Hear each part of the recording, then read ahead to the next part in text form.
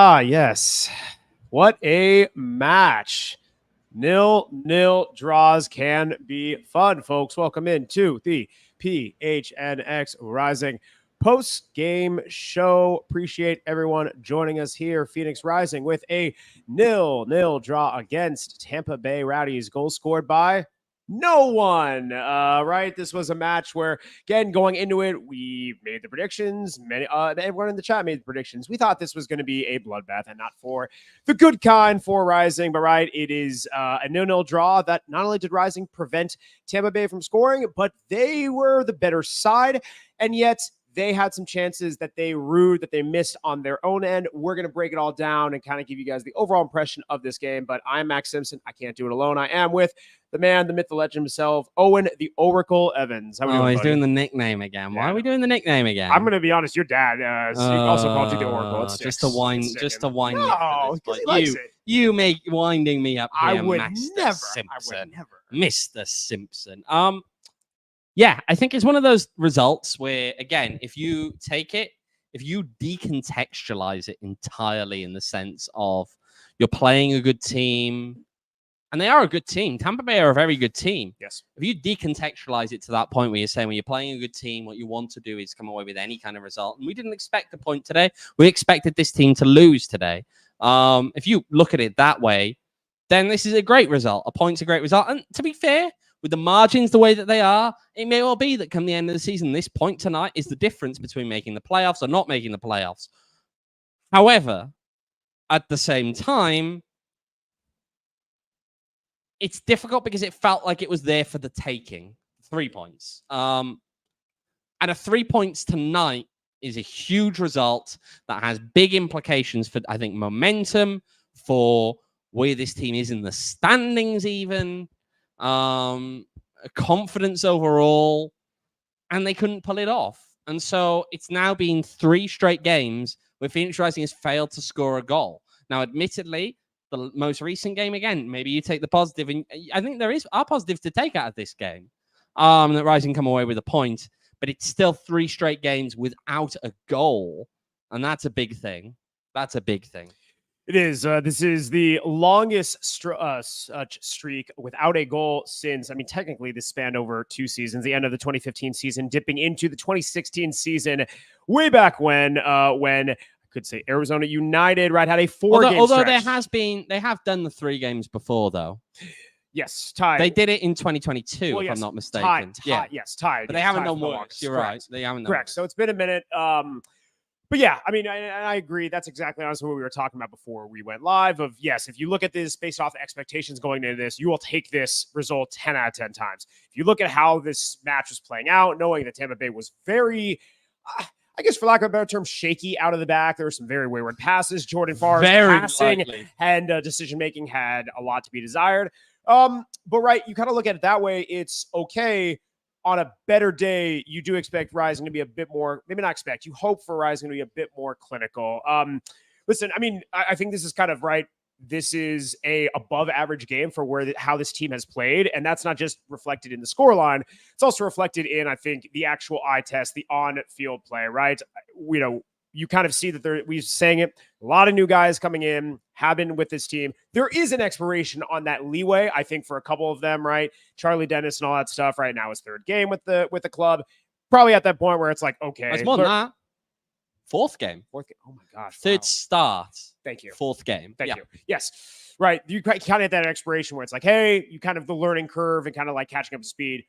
It's probably like, okay, run its course, right? Tomas Angel, maybe it's right a little bit further. Second match, a week and a half worth of training. Maybe that's a different story. I know we're going to get into that very topic a little bit later, but right, all in all, it was a better performance, a better effort, a better hustle. And the other thing too was for so often when we have seen this team creating chances, it was either against poor opposition or it was kind of luck or half chance goals or something like that. We actually saw sustained moments, granted it's few minutes here and there, of actual pressure being applied, and Rising looked a bit threatening at times. Yeah, they did. And again, they put the ball in the back of the net twice. Well, once was questionable. I think it crossed the line. Obviously, I haven't yet seen conclusive evidence that it crossed the line. Both called back for offside. And they were tight offside decisions, but at the same time, I can't tell you looking at the angles that we've got that they were wrong. I can't confirm they were right, but I can't confirm they were wrong. They were both quite tight decisions. And yeah, there were a few other chances in there as well. One of them in particular, I'll highlight this one. Tomas, of course, in the first half, late in the first half, forcing a save to Jordan Farr's right-hand side down low. It's a good save. Possibly, and maybe we can get into it a little bit more later, should have been a bit quicker to get the shot off. Jordan Farr was out of position, well out of position, and probably wouldn't have had a chance at making a stop if the shot had gone pretty much first time. But again, they had chances. They did threaten. They hit the crossbar at one point late on. But equally, so did Tampa Bay for their spell of probably about 20 minutes where I think Tampa Bay were completely on the front foot. Yep. In the second half, and 20, 25 minutes probably. Look, it's overall, again, step up, good opposition, although I didn't feel that Tampa Bay brought their best game today to this match. I didn't feel that they played anywhere near what they are capable of. But that also then is where the frustration comes from Rising, is because at home against a team that struggles in that kind of way, you almost have to take advantage. And they get the point, which, yes, is good, but you feel as though, oh, that 3 points was there. It was. And that's actually something that Diego said in the postgame, right? That this team, they accept it's a good point against good opposition, but they feel there's a hunger there that's, they did drop 2 points in some ways. Yeah. Which is a good thing to have. It's a good thing to have that hunger. It is. And I think like we've heard, at times throughout the season, right? Even just like, not just Phoenix Rising, but like you'll hear people say like, oh, yes, we should have had more. And, maybe it's either hollow or you're thinking, okay, but does that actually get backed up? This is one of those matches where I think the evidence is there of, yes, there was more to be had. You're going to want more out of this match from a results standpoint. I do want to shout out everyone, by the way, in the chat. Going man, Pat in there. Matt Skinner just joining. Why was the second goal called back? It was offside. Federico Varela immediately in front of the goalkeeper as the first shot comes in. Again, it's tight. There's a defender out wide. I can't explicitly tell you whether he was in an offside position or not. Very tight. But it's very obvious from looking at it that's what the intention of the decision there from assistant referee Noah Kenyawani and, of course, centre referee Abdul Diai, what they were trying to call. I think in that moment. And again, that's also backed up by the slight hesitation. We see Noah out there, the assistant referee kind of pause for a moment before making the call, presumably because he's asking over comms. This man is, I can tell this guy's in an offside position. Did he interfere with play? And the answer in that case is a pretty resounding yes. Absolutely. He's standing immediately in front of the goalkeeper. Yep. Andrew, not happy with the draw. The fans of the team is dying for a win. Absolutely. Reese in the chat. Siley in the chat. Tor in the chat. Everyone, you guys are crushing. Appreciate you guys joining us. Let's take a look at those numbers presented by friends at Desert Financial Credit Union, Arizona's #1 credit union, named by Forbes. Phoenix Rising, 0. Tampa Bay Rowdies, 0. XG, pretty similar here. Stats across the board for the most part. XG, 1.22 for Phoenix Rising, 1.26 for Tampa Bay Rowdies. Possession, Rising did have a decently significant edge here, 62-38 in possession. Shots, relatively similar, 15 shots, 12 shots for Tampa Bay Rowdies, and for Rising, 4 of those 15 shots on goal, and 2 of those 12 shots for Tampa Bay Rowdies were on goal there. I mean, listen, this was one of those, again, stats tell a story. I mean, listen, from a neutral's perspective, there were some dual moments of this game, but I actually think, especially in the second half, match picked up a bit, especially both attacking ends on the south end side of things. Very much it was a good match to watch, and there was some nice attacking sequences from both sides, especially from Rising. Yeah, there were, right? And again, you have those moments where, again, I think for the first half, Rising were by and large on the front foot. Second half, you have that spell at the beginning where Tampa Bay looked like they're ahead. Rising worked their way back into it by later in the game, but even then, you can't count Tampa Bay out. Look, I've seen much worse 0-0 draws. Hartford, bad 0-0 draw. Dear gosh. This game, that was not a bad 0-0 draw. Entertaining match overall. Again, you can have your thoughts on the results, but the match itself, entertaining overall, I think. Both sides had some good chances. Both sides hit the woodwork. Both sides will come out of it thinking, oh, if we just put that one away, we'd have walked away with 3 points. And in the end, no one does. 1 point apiece. Oh, it's true. It is very true. One thing you guys can walk away from is a polar pop. If you head on over to Circle K, very easy to head over to head out with a polar pop because it's only 79 cents. And how much is cool it? Down in this Arizona Oh, heat. but of course, and how Those much? polar pops stay cool. Well, and how much is it if you are an Inner Circle member? That's 10 cents less than that. Yes. What is that number? You can do the number. Why are you doing this? Just say the Mr. number. Max Simpson, can you do math? I've already said it multiple times. Max, quick maths. Come on. Don't. Come on. Can he do it? Can he do it? Can he do it? Can he do it? Yes. Can he do it? Yeah. He's chugging away in there. What is it? It's 10 cents more than 59 cents. But yes. There we go. Yes, check out our friends at Circle Cryptic K. for those of you at home. 69 cents. Pretty nice deal there. I have no problem saying it. You apparently do, but Circle K. Yeah, somewhere back there's like a 6 or 7 year old watching this who just can't do those numbers. Yeah. But I can. Yes. Check out. Well done, Max. You can subtract 10. Let's go. Check out our friends at Circle K where they can subtract your thirst and add in some thirst quenching with America's Thirst Stop. Of course, Polar Pops, save with Inner Circle campaign and their membership, 25 cents off per gallon of your first 5 fills. Check them out. Terms and conditions do apply at participating locations. You're getting called out in the chat. But yeah, well, you have to be more specific. Max gets a tattoo if we don't make the playoffs. Yeah, I mean... He said yeah! He said yeah! He said yeah! That is not... I was it? No. He just agreed to that. He just not. agreed to that. No. Stat Lackey, do you agree? You agreed to that? I've got a nodding of the head there. I was saying that as in addressing the comment. No. You just said yeah. Yeah, as in talking to the chat. He's already walking it back. Okay. Oh, Mr. Simpson. Here we go. The chat loves to recommend things that they would have no business doing. So chat, fair, there are people. Shush. No, no. There are people in the chat. This is one way back. Yeah, we're talking about Cheeks Tat from the Cheeks Tat. Yeah, from Pat saying that since they made that bet, Phoenix hasn't lost. So apparently, if Rising win the league, listen, there are a couple of people who are going to get Goalie Pat tattooed on their Goalie ass. Pat and Eric, if they want to do the Cheeks Tat, that is all for them. Listen, I've done my tat. I've done my crime. I'm not going to be duped into doing it twice. No. All right, back to today's game. Right?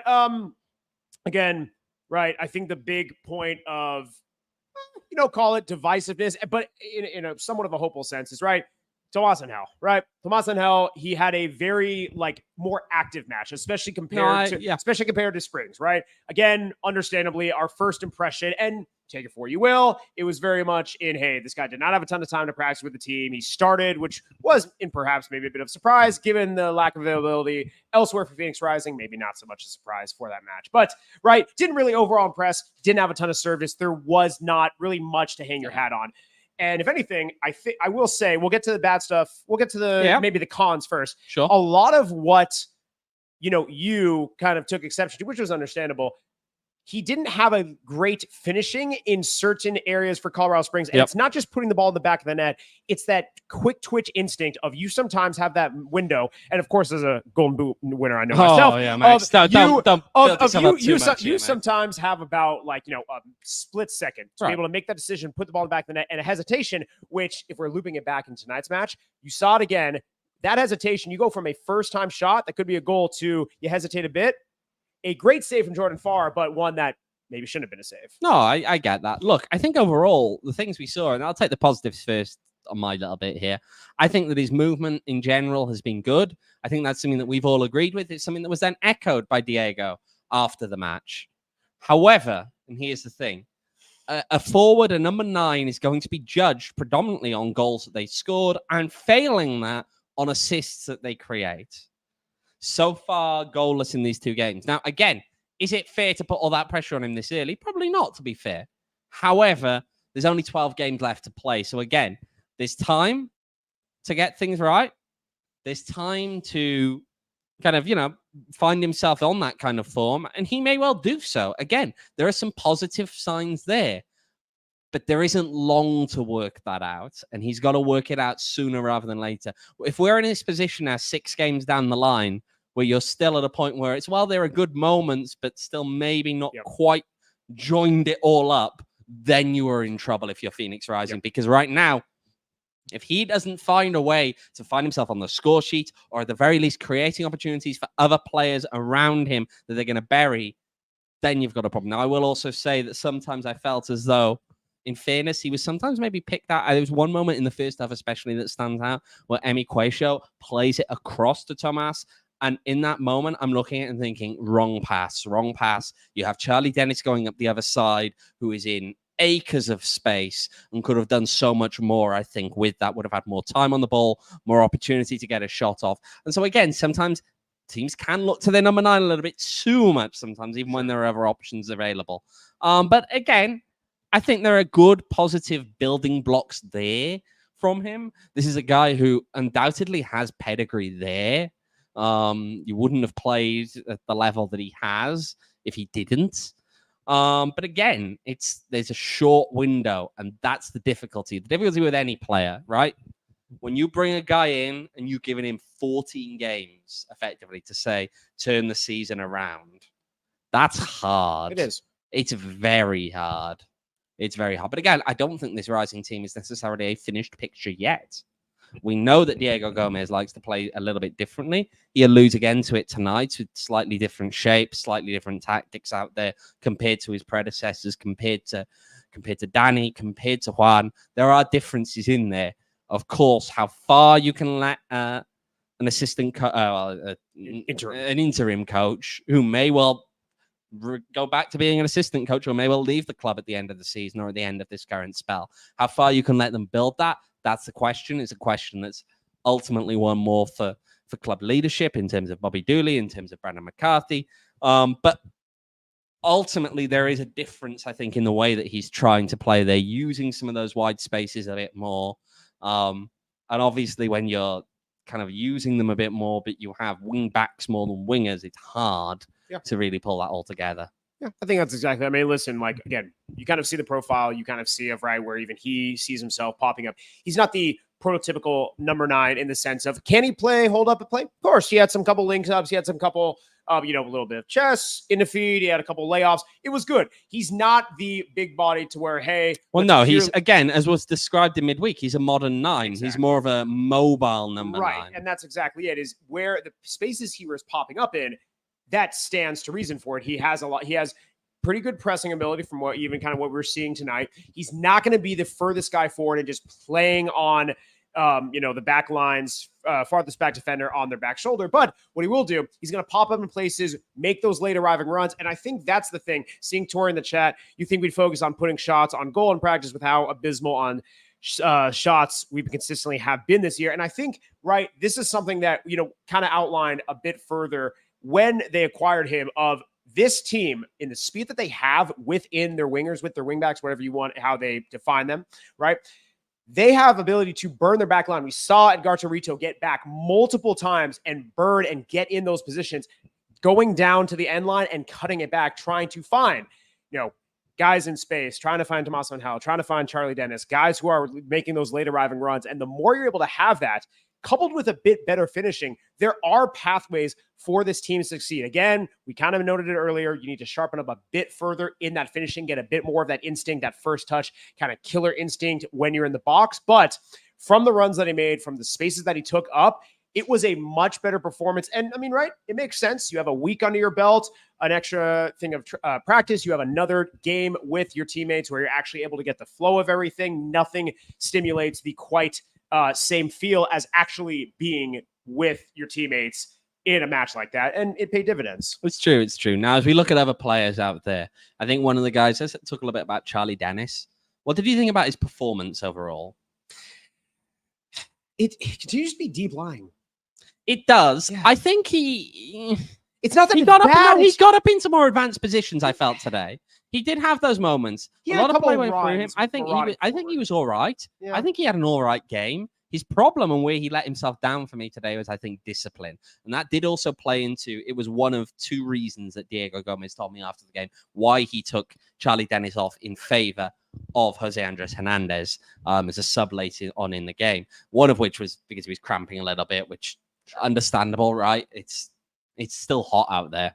And the other was the yellow card. And look, this is a man who committed quite a few fouls tonight. I was actually surprised that Charlie Dennis didn't pick up a yellow card earlier than he did, because there were 2 very late challenges before he gets the yellow card that realistically you look at it and go, maybe you get away with the first one, although I felt the first one was quite heavy, to be honest.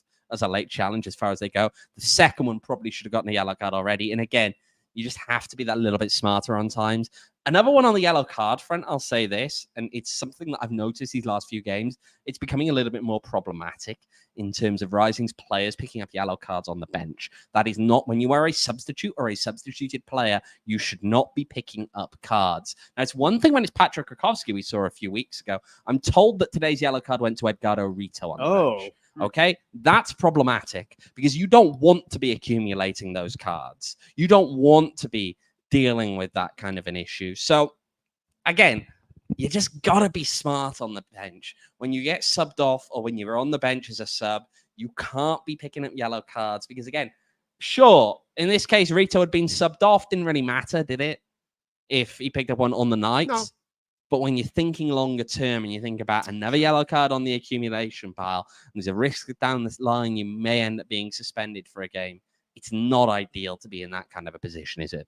No, it's not. I don't disagree. I mean, again, I think this just goes back to there's just a couple things that this club needs to tighten up again from, just kind of the character and just how they're kind of approaching these matches, right? I mean, again, I'm all for, listen, if you're going to make a yellow card, if you're going to stop a goal scoring attack, if you're going to kind of send a message, like, sure. There are moments. I don't have a problem. 100%. You're able to get strategic with it. But yes, I completely agree. That has popped up in the last couple of matches. And it's one thing. And if it is Patrick Krakowski or if it's, one of the coaches on the staff, if it is a player who is either starting regularly or very much in that rotation, either way that Edgardo Rito is, you just don't want to have that. No, you don't. You don't. It's a problem. It's a problem that's unnecessary and can cause you issues down the line.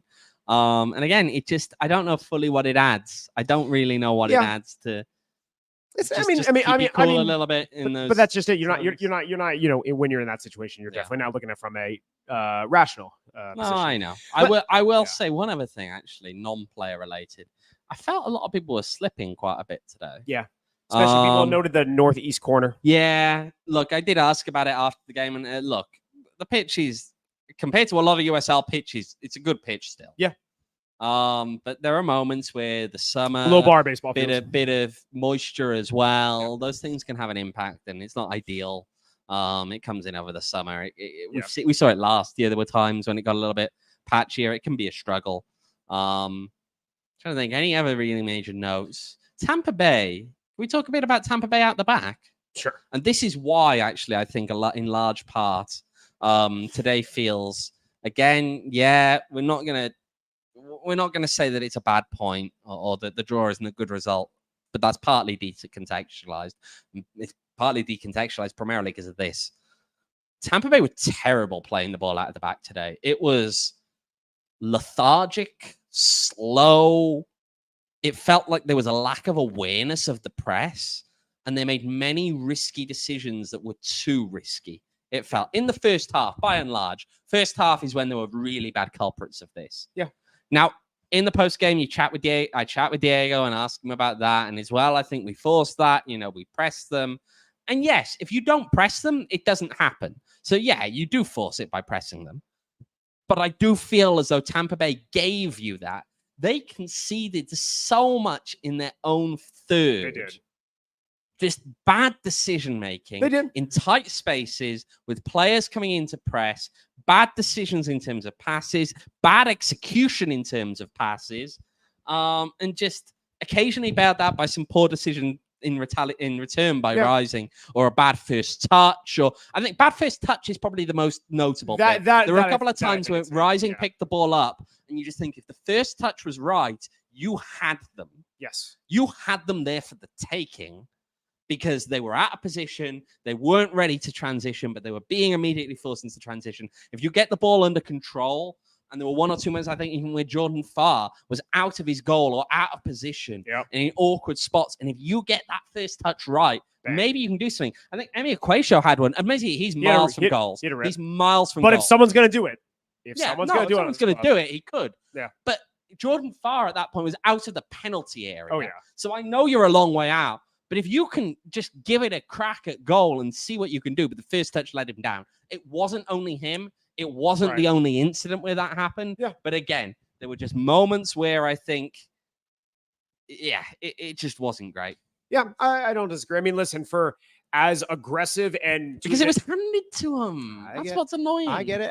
In an advantageous way for Tampa Bay, as aggressive as Jordan Farr was coming off his line, clearing his lines, which again, lest we forget, Rising had a lot of really nice balls over the top. And if Jordan Farr is a step or two late, you're thinking penalty, you're thinking a goal, you're thinking a combination in there. There are a lot of very threatening balls really working into those channels through the middle third of the field. But for all the plaudits that we do, we give him right for that play, acting as that sweeper keeper type role, his distribution was just poor. It was giving it to Rising at times. It was putting his own defense in bad positions. And if it wasn't doing that, he's hitting the ball out of bounds. Let's remember this, though. He's obviously they're not as direct as he's been used to playing under prior to Tampa Bay. Now, he's been there a while now, so that's not really an excuse.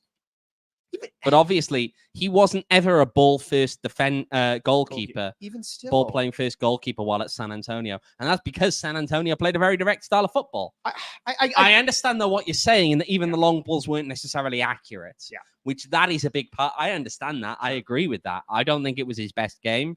But equally, I feel as though he was, left in some awkward positions by his defenders as well. Yeah. I'll tell you what, I'll take one more positive from the game for Rising. Aerial game at the back, I still think is very good. Oh, I agree. Absolutely. I think that they are pretty dominant in their own penalty area in the air. Pat my boy, and that's huge. It's huge. Pat my boy. You don't see many incidents of the opposition winning the ball in the air, was it? No, I mean, listen, what you're going up against with Manuel Arteaga. Again, people can say what they want. He came to Phoenix Rising with mixed opinions. He left Phoenix Rising with, I think, more positive opinions, but still some mixed nonetheless. He was always an aerial threat. Was he going to win every ball? No, certainly not. But his stature and what he did in the air, scored many goals for Rising and was always that presence, especially the battle between him and Fuenmayor. That was a fascinating one to watch all night. Yeah, it really was. And again, defensively, Rising pretty decent tonight. It's just that disappointment that you feel as though the goal could have been there. It could have been there. And it just wasn't. But you know what it was and is? Our friends over at Valley Tapper. Valley Tapper with 2 locations over on Gilbert and Queen Creek, right? Okay, Gilbert's, it's the smaller, more intimate venue. Always has sports on. Oh, and what did we watch over at Gilbert? Spain Safe Football. You're darn right. The soul of football was preserved. Oh, we're here. Feels so good. Thank you, Valley Tap Room, for that moment. Of course, check them out at the Queen Creek location as well. Going to be doing more PHX Rising stuff with our friends over at Valley Tap Room, especially Max is buying beers. I did buy a couple of beers. You might buy more. The chat loves that. The good news is Kyle hasn't found that button yet, so we're good. But yes, check out our friends. It's okay, Kyle. Don't do it. Do you want me to help? Hang on. When you're ready to say cheers, don't forget Max is buying beers. Oh yeah, Max is buying beers. Love it. Check out our friends over at Valley Tap Room, where one can buy the beers. And yeah, have a good time. Check them out on socials at Valley Tap Room and online at valleytaproom.com. Let's ask, right? Because something. Just one thing in the chat, actually, though. Here, it goes back a little bit. It was Gullyman Pat saying Rising had their best game in quite a while, and nobody was there to see it. Now, obviously, that's way too harsh on the nobody. And look, it's hard in the summer to get people out, but yeah, this crowd was not. It was also a pleasant weather day. It actually wasn't that bad. The breeze helped so much. It went from feeling like 100 to like, it took a good chunk off of it, and especially in the dark with the breeze. Nice. It was nice, absolutely. Goodness, yes. Let's chat, right? This was something that was a bit of a talking point coming into this, and we kind of, I half-heartedly joked about revenge games or anything like that, but it is notable, right? You have former Phoenix Rising players coming in, Manuel Arteaga and Eddie Manjoma. How do you assess their performance? Manuel Arteaga possibly should have done better with a couple of chances he had. Did obviously get on the end of a few chances. Eddie Manjoma, I feel as though Rowdies overall were a bit sloppy. They moved him from one side to the other as well, if you didn't notice that, towards the end of the first half.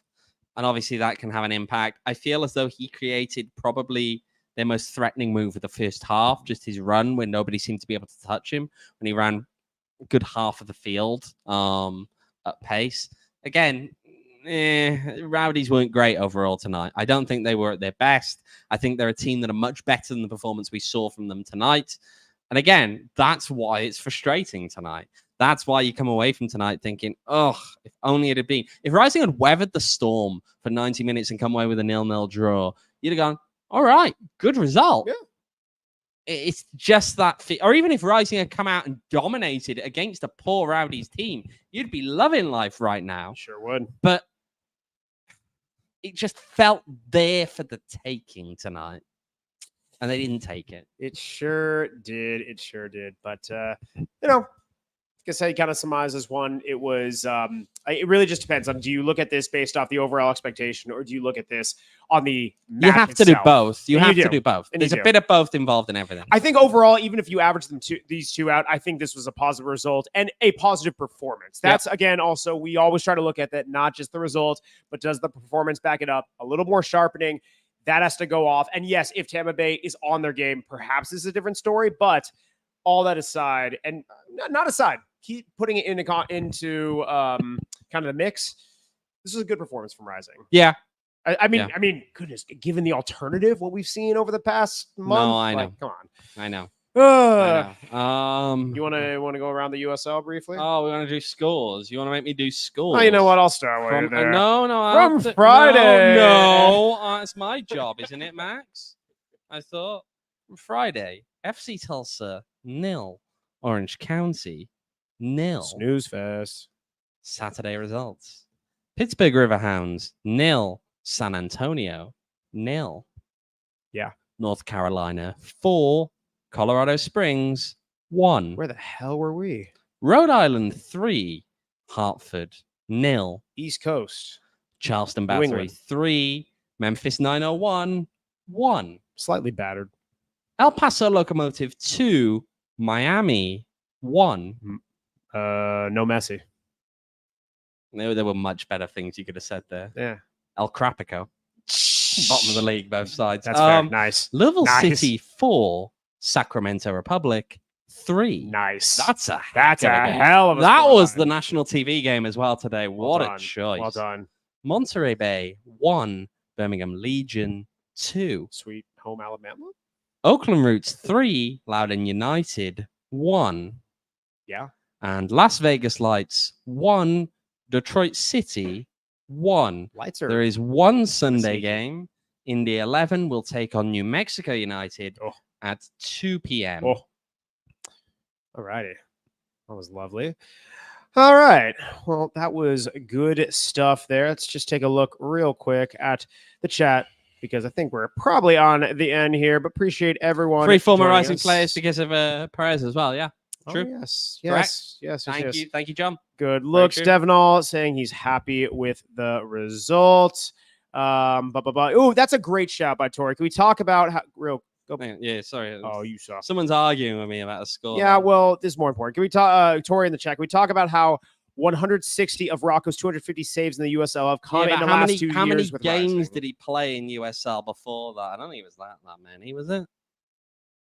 Like that there's context there. That is, of course, most of his saves will come with a team that he's playing for regularly, won't they? Sure. It It's still a great achievement, nonetheless.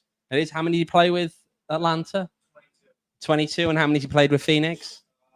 36 plus 22. Was that 58? 50 odd compared to 20. Yeah, That's math. Yep. I mean, I'm eyeballing the proportions and saying that I don't think that's that bad. All right. Sorry, Tori. I just don't think that's 250 saves. Good for him. That's Yeah. awesome. a lot of saves. Sick. Good player. The Rising Keepers love to Great rack up player. saves. Yes. All right.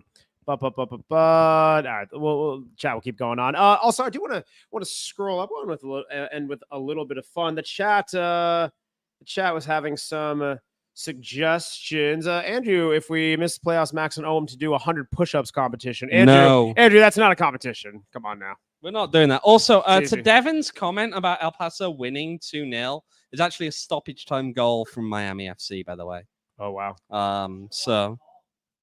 Oh yeah, you're right. Reese wants me to show off. No, hang on a minute. We're not naming him yet. Yeah. I don't agree with that. I think we have a week-long competition I also don't because agree. we can get a better name. It's not focused. You got to hold it by you. Yeah, but we're making this a much longer one. You can't really see it if he zooms in because the focus is bad. We got a little purple thing here that's apparently on your mascot. You look so nice. Yeah. Since we got him, we got to name him. We got to name him. Here, Reese Lackey. Oh, we got a man of the match. Did you not name Oh, him? yes, of course. You gave producer Kyle a man of the match. Man but of the didn't match. Name him. Oh, man of the match. No, this is a great one. Man of the match. Kyle, if you would please. Da, da, da, da, da. Yeah, it is the Philly cheesesteak. No free ads, but this is not a free ad. Crispy solid. Reese gave it an 8 Reese out of looks 10. like you're holding him hostage there. He chose Oh it. my He god. had Reese, blink twice if you're in trouble, my he had friend. free will to choose whatever he He wanted. just blinked twice. Oh my gosh. Max, what are you doing? No one- no- Stat Lackey. No one else saw it. He's an The adult. Stat Lackey Reese. He's fair. He's fine. Anyway, and Andrew in the chat, fair enough. That means Max takes the W. We'll end on that one. Appreciate everyone joining us here at the PHNX Rising podcast post-game show because double the underscore over on Twitter, PHNX __ Rising, double the underscore. Double the food reviews. We'll go with that. There we go. He's got to do more now. What? He's now claiming you're not going to get big and fat, Reese. What? Come here, Reese. Come here. Tell the people. Come on. Oh, gosh. What a clip. Tell the people. Come here. Come in. In the middle. Come on. This is great content. Get him in. What? What do I say? Talk about the food. I liked it today. First time since like the brisket sandwich. It was yummy in my tummy. Do you still have the remains of the Colorado Springs hot dog in you? I hope not. That was awful. Not as bad as the rising dog, which you could have gotten tonight. It's our favorite hot dog correspondent, food correspondent more broadly, the Stat Lackey Reese. Reese, thank you. Yeah, I hate this is what I'm known. To be fair, there were multiple people in the South End heckling Reese to buy him a hot dog. There were. It's not helped by the fact that we've got a picture of him as a kid dressed up as a hot dog. It was either. destiny, baby. Destiny. Destiny. You can follow me on Twitter at Max David Simpson. You can follow Owen on Twitter at OJ Evans 18. Poor old Reese is just there, like, I'm gonna forever be the hot dog guy. Like he's trying to be a serious football person, You can follow. and he's gonna be the hot dog guy. You can follow Stat Lackey Reese, aka the hot dog helper at Reese. At Reese Hot dog helper. There we at go. Reese 11 underscore. You can We've now follow. christened him the hot dog helper. You can follow Kyle on Twitter at KQ Sports. Oh gosh, hit that like button on the way out, everyone. It helps us out a lot. We'll be back on Tuesday. No game to cover next week, but we're still back Tuesday and Thursday next week. Maybe we'll with get all the hot fun. dog helper to do some more food content. I mean, Oh, it's a beautiful game. Oh, but goodness. it's way more beautiful when you are not nicknamed hot dog helper. I'm sorry, Reese. Good night. Good night. We all silly like the mayor.